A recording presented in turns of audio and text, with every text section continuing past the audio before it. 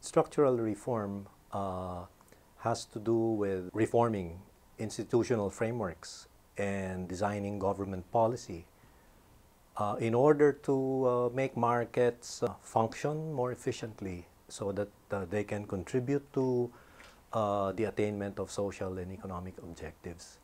Structural reform is about removing barriers as much as possible to the movement of resources so that these resources can move from low productivity to high productivity areas so that they are put to more productive use and can contribute to raising incomes and employment.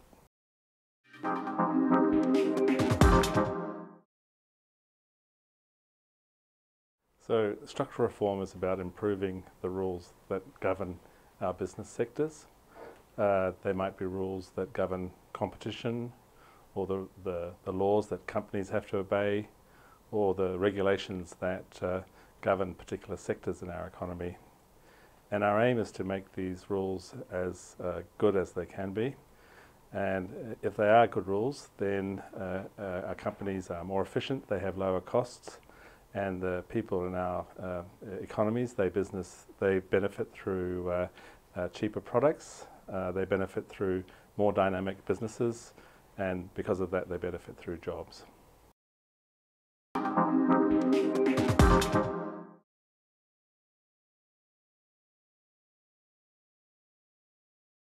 Every economy is working on many issues at once, but I can give you a few. For example, in Chile, as a result of an APEC project, the time taken to start a company in Chile was reduced from several weeks to just one day. And you could actually start up your company at any time of the day in Chile, and the office reports that some of the companies are being set up at 3 o'clock in the morning. But this means that the cost of actually starting a business is very low now, and business don't have to worry about that part of doing business. They can get on with the job of making money. A second example is in Malaysia. They've done a project on human capital development, and a lot of that project is about ensuring that Malaysian professionals have qualifications that will be recognized overseas, so that if they want to go and work for a period overseas, they can, and both the Malaysian economy will benefit from the skills they gain and bring back, and other economies will benefit from having their presence while they're visiting them. Third and final example is the port sector in Papua New Guinea. We have a project looking at improving competition in Papua New Guinean ports. These, our Papua New Guinean colleagues tell us, are reasonably expensive at the moment, but they are critical for Papua New Guinea as an exporter of commodities and an importer of most of its consumer products. And so if we can make the ports more efficient and cheaper, both businesses and consumers will benefit in Papua New Guinea.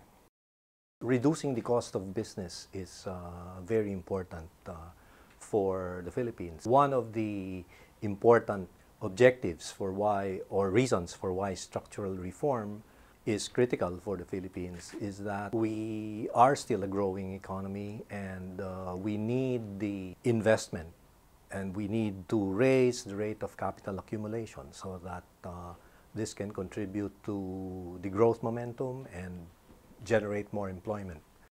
A family, for example, has kids that are intelligent and have a high potential for example, being a professional, a doctor, or an engineer. But if the family does not have the means to access finance to be able to go to college, then that the kid is forever consigned to a low productivity alternative. And reforms that open up opportunities for people to get access to credit markets or to labor markets certainly are very helpful.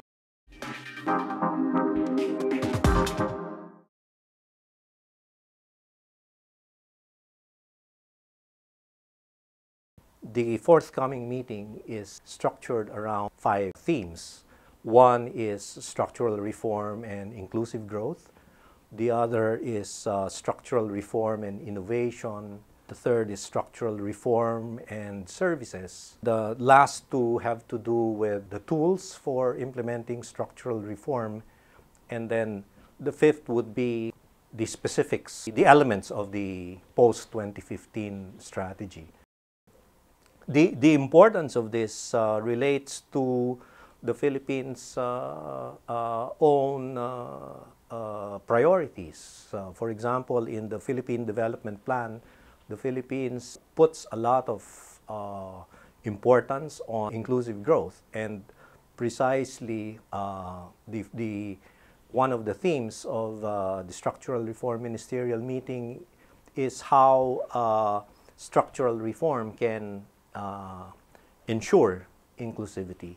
And I was talking earlier that when you remove barriers to the flow of resources to high productivity areas and increase employment, facilitate linkages to markets, that is making growth more inclusive.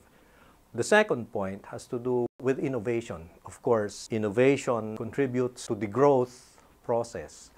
And we want to see a situation where the reforms that or government policies that are in place are conducive to innovation, so that entrepreneurs are encouraged to find ways of becoming more competitive and, of course, contributing to raising investment. The third important element of that new strategy is the emphasis on services. The services sector is a dominant sector in the Philippines, both in terms of the contribution to the gross domestic product as well as the contribution to employment. And in fact, even among the APEC economies, the services sector has a dominant share of the gross domestic product of APEC economies.